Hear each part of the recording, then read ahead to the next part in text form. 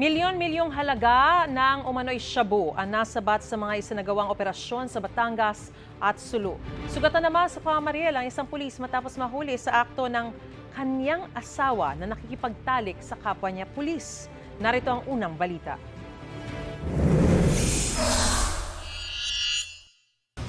Palabas na pala sila dito. Sugatan sa pamamarilang isang pulis sa Calamba, Laguna matapos mahuli ng kanyang asawa na nakikipagtalik sa kapwa niya pulis. Batay sa imbestigasyon, dati na may impormasyon ng mga asawa nilang pulis din tungkol sa umano'y relasyon ng dalawa. Nang malaman na magkasama sa isang parking area ang kanilang mga asawa, pinuntahan nila ang dalawa at doon sila nahuli na nagtatalik umano sa kotse. Sinubukan tumakas ng dalawa at doon na nangyari ang pamamari. Nagtamo ng tama ng bala sa balikat at binti ang lalaking pulis at dinala sa ospital.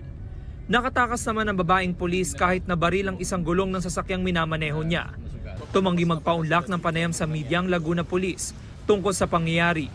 Pero sabi nila na isang pa na mga reklamo laban sa dalawang nabistong pulis.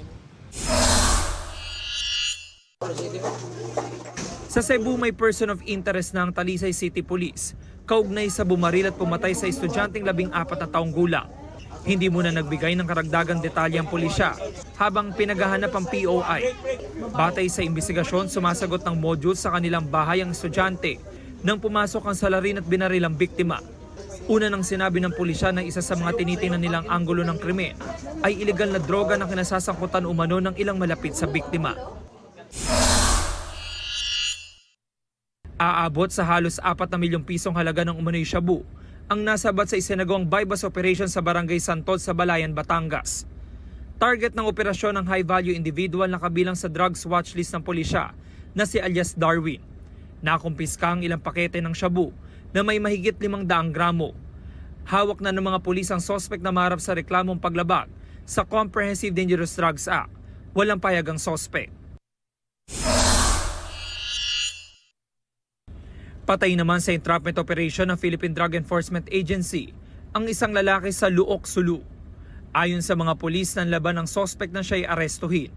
Sugatan naman ng isang residente matapos tamaan ng ligaw na bala. Nakuha mula sa sospek ang 2 kilo ng umano'y shabu na may halagang aabot sa 13.6 million pesos. Ito ang unang balita. James Agustin para sa GMA Integrated News. Mga kapuso, para una ka sa mga balita, mag-subscribe sa GMA Integrated News sa YouTube. Sa mga kapuso abroad, subaybayan niyo po kami sa GMA Pinoy TV at sa www.gmanews.tv.